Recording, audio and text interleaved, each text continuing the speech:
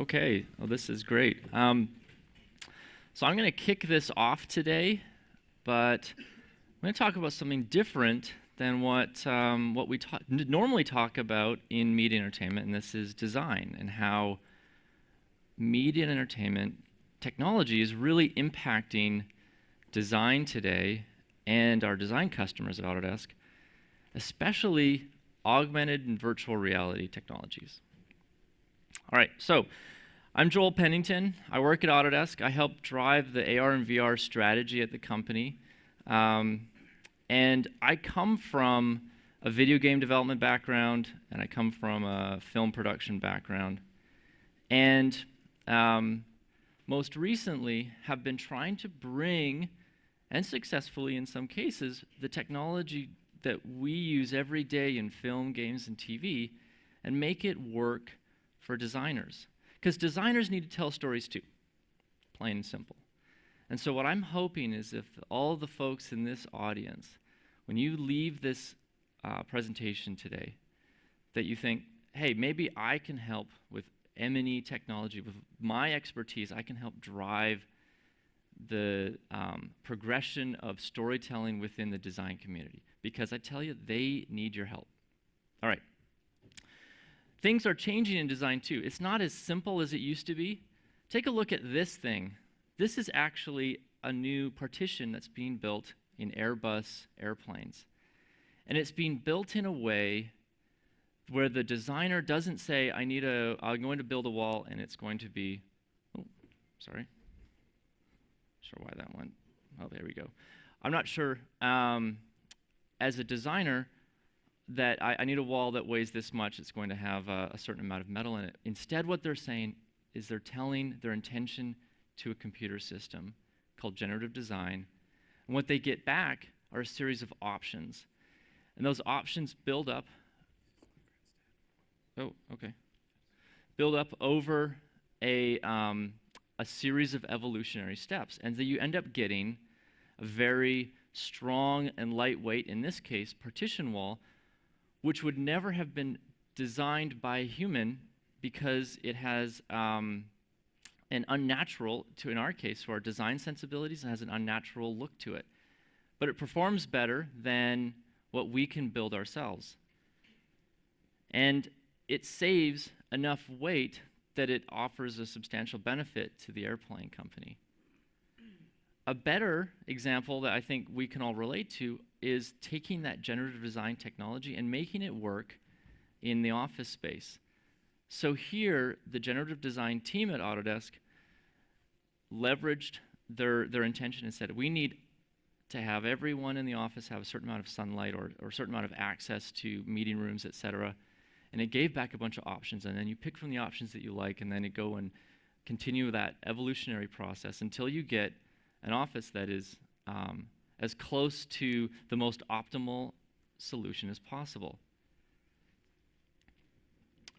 We've also got really interesting things like the shape-based machine learning with design graph. So your assemblies, your parts, your entire designs, there is a base knowledge about them thanks to machine learning so that you could say, tell me what the relationship is between part A and part B, or how this entire assembly could be more optimized. And what you get back, there we go, what you get back is a series of answers with all of the interdependent relationships presented. Design's also impacting the way that we build stuff. So we have things called additive manufacturing now, where you can literally take the idea of the 3D printer and bring it to a really big scale. And I mean a big scale like welding robots that are going to build a bridge across a canal in Europe. And this is something that's really hard to do anyway, but now with the capabilities of additive manufacturing and the precision that comes with robotic arms, you could build very intricate, complicated designs straight from the design application without having to go through a complicated construction process. A bunch of our architects, customers of ours, are using design visualization today. They have to be able to visualize their design so they can communicate to their customers. And it's the vast majority. And the tools that they use are film, game, and TV production tools. But they're not experts in that field. You guys are. They need to be able to bring in expertise from media and entertainment, from game development, VFX, TV, to be able to help tell their stories. And these are big stories that they're trying to tell. Some of the things that they're doing is like virtual reality. So you've probably seen this kind of stuff before. But this is leveraging our interactive engine at Autodesk. We call it Stingray. And it's a virtual reality experience of a design that was built in REVIT, which is a CAD design tool, and allows someone to experience the shape and the space before it's been built. It saves a lot of time and money. Augmented reality is having an impact on research around construction. So Cody here at Martin Brothers is testing the idea around using a HoloLens to be able to get away from construction documentation. So you go normally from the design into paper documents that then go to people to build something, but he didn't have to do any of that. He gave the work to someone who hadn't framed a bathroom pod, in this case, for, I think, 10 years. And what they got back was a fully studded, like stud wall construction in a number of hours. And it was because everything was in situ. We saw all the data. Companies like Newport News are leveraging augmented reality to be able to better do safety, training, operations, and maintenance. Why not give these people the capability to drive their entire assembly through operations process leveraging augmented reality? Because there's instant expertise there. They instantly know what they need to do or what they shouldn't do. Keeps them safer as well. You've all probably seen the amazing Blackbird project from the mill. So this is giving a car configurator to a director on set, live, with an amazing approximation of the final product. And the content across the board is three-dimensional. It's not 2D anymore. The common thread between all of this is it's 3D content, often very, very heavy, very complicated. It needs to be translated. It needs to be brought into a real-time experience. That's a bit of a challenge. Luckily, they all follow a similar paradigm, which is design, make, use. Doesn't matter if you're building a car or the next special effect for the next Oscar-winning production. You've got to design something, you've got to make it, and then your customers or your viewers will experience and use it. And I want to point out that there's something interesting about our company at Autodesk regarding this, and this is where I think we can really help our customers be successful. We're the company that has a whole bunch of design tools in architecture, engineering, and construction, as I'm sure you've heard of things like AutoCAD or maybe even REVIT. We also have a bunch of tools that people use to design stuff in manufacturing, like Fusion 360, PLM 360, Inventor. And we have Maya and 3ds Max, and we have Flame. These are tools that people use to build stuff that gets used in entertainment. And I would like to propose to you that I think we're the only company that has all three divisions under one roof. So let me just take a step back to explain where I'm going here. So Autodesk, today has those three divisions, but back in 1982 started off as this plucky company that was going to put AutoCAD on the IBM PC. I think in 1982, version 1 came out.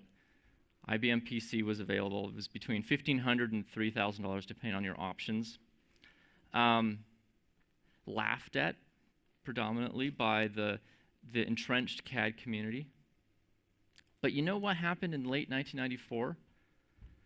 Windows NT 3.1, Intel Pentium Pro, all of these consumer-level hardware and software combinations became available, and what that allowed for was AutoCAD at the time, which came out with a pretty good 3D engine, to completely upset the market. And that's because in 1982, a digital VAX 11 was like 120 grand plus. And it was great. I mean, it had up to 8 megabytes of RAM, which was an enormous amount at the time. But the IBM PC was 3 grand. And yeah, its RAM amount was not great, but it's $3,000. I mean, come on. Think about the relationship between that way back, time history and where we are today.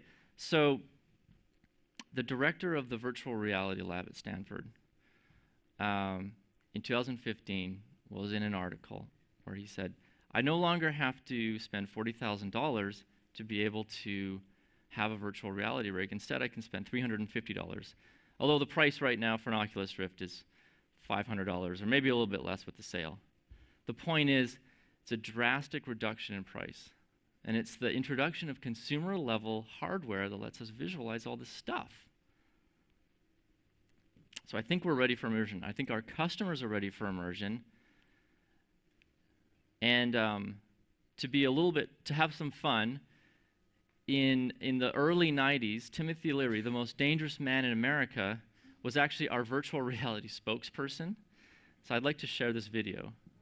Oh no, let's see if I can share it. Could you press play for me, please?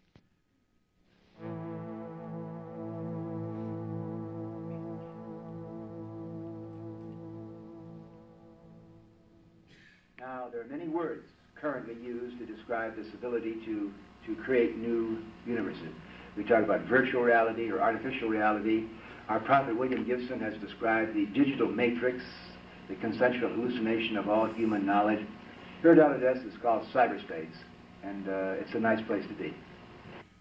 Okay, so that is real, and I think it as fun as it is, it's interesting because Al Green, over on the far right, who was our CEO at the time, showed off the cyberspace project, which was based in the Siberia room at Autodesk, and it was using VPL Research VR hardware. The key thing here is, well, there's two key things. One, the use cases weren't really any different. I mean, it's put people into the design before you build it because it's going to cost a lot less, and then they can make changes without having to tear down a physical wall. But the other thing was that it made people sick, and VPL went out of business. And then Chrysalis over here is making a squash game for a reason that I don't understand. But what I like is that this photo came about a couple of years ago. And what I like about this photo is not that he's having one milkshake while he's in virtual reality, it's that he's having two. And this is super important because he's not getting sick when he's trying out virtual reality. And the devices are super cheap. So all of these barriers are going away. But there is one that is kind of like hard and it's sticking around, and let's get into that one. The data itself. So architectural data, automotive and mechanical data.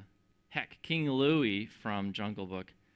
This is serious, heavy data today. It's dry and technical, or it's got a lot of complexity. How on earth are we going to make that stuff work in virtual reality?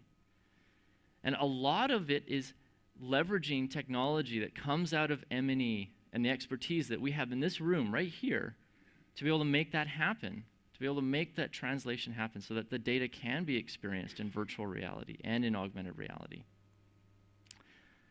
What makes us different?